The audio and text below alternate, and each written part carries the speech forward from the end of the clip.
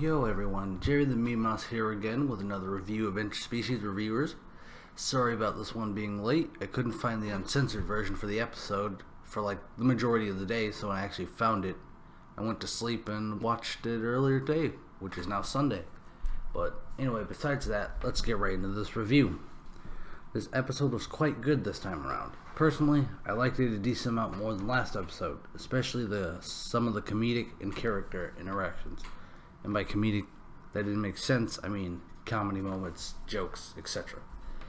You could say that Crim got some kind of character development in the sense that there are scenes, or particularly two, where he goes off on his own, and which normally he wouldn't do that, because normally he's like, we shouldn't be doing this in this type of establishment, but here we are, he's going on his own. He went back to that fired salamandered lady, but yeah. This by itself gave me a chuckle, but when when everyone else started clapping for him, now that's where I started laughing. The Fuda of culture has finally ascended to the height of degeneracy. Our group of cultured individuals ended up going to two places this time around. They went to a Cyclops place to do what they do best by the request of a strange person wearing a hood. Shit.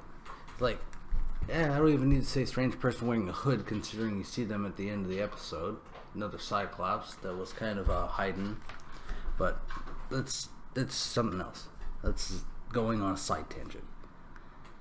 They went to the Cyclops place and they thought there would be supersized tits because the dude asked, what size would you like?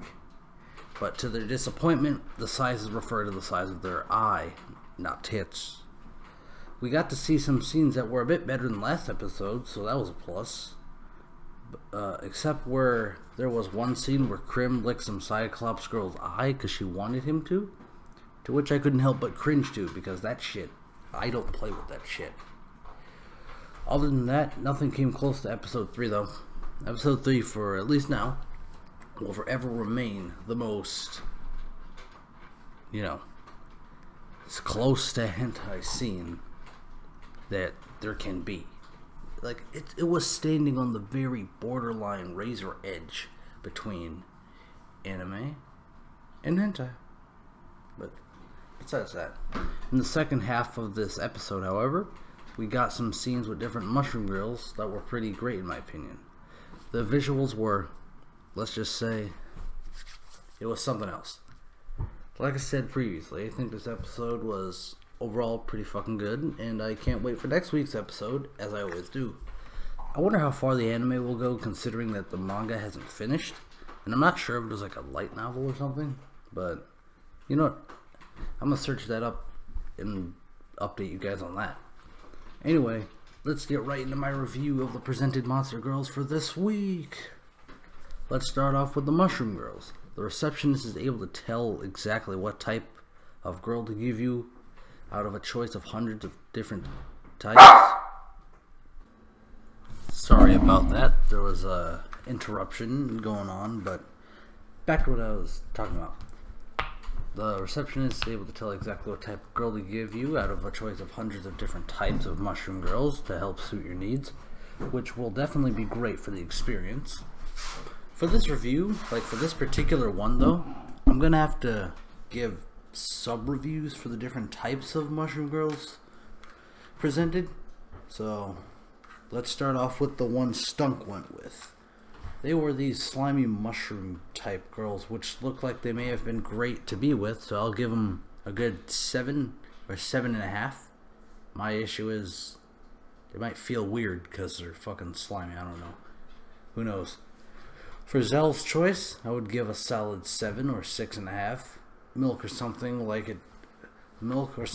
it does come out of their tits, sort of like the cowgirls, and for this reason, I lowered the initial score. Because, like I've said, I'm not really too into that, but otherwise they look great. So that's the only thing that's keeping them from like an 8. Everything else was pretty good. Now, last but not least, Crim's Mushroom Girl. I want to give a 9 but I can only give an 8.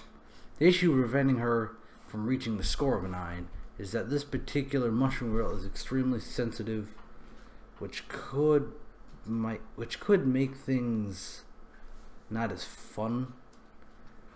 Plus, Crim said she feels fluffy, like a cloud, which also might start to feel strange at some point.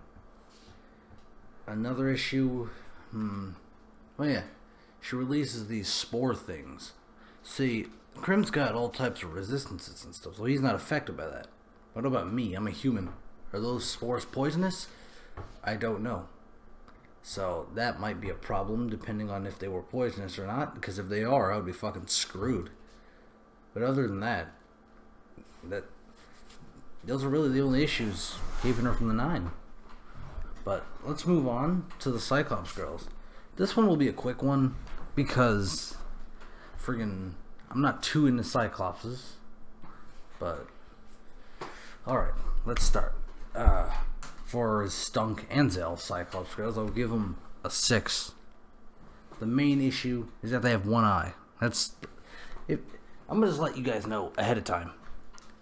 One eye is not my thing. But that's the main issue that's lowering the score hella down. And next is the Halflings, which I would give her a 4. Even lower than a 6. The same issue as before. With the added negative of it being one giant, massive ass fucking eye, instead of one small one like Stunk and Zell's. Lastly, the one that went with Crim. She gets a 1 immediately, 1 or 0. Her looks were decent, but the thing that subtracted most of the points was the fact that she wants her eye to be licked, which is enough for me to get the fuck out. Because I don't play with that shit. That's enough said. That's all I have to say about this episode of Interspecies Reviewers, and I hope you have a great year. I hope you all like the new mic, and hopefully it improved the audio quality, which is what I was going for, because my laptop's mic is complete fucking ass, so might as well not make your ears bleed. But yeah, that's pretty much it about this episode. Hope you enjoyed it, and feel free to tell me some criticism or if anything is wrong with this mic and or review. This is Jerry the Mew Mouse going the fuck away from the Cyclops place to the Mushroom place instead, signing out.